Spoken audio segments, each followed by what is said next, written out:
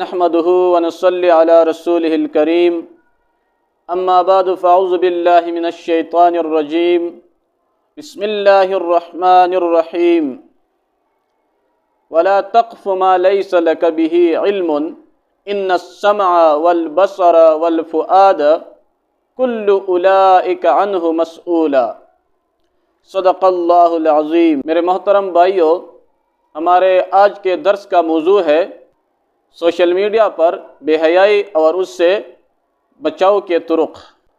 یعنی اس درس میں ہم سوشل میڈیا کے ان تمام پلیٹ فارمز کا تعارف کریں گے جن کے ذریعے بے حیائی پھیلتی ہے، اسی طرح بے حیائی اور اس کے اقسام بھی جان لیں گے، اور قرآن و حدیث سے بے حیائی کی مذمت بیان کریں گے۔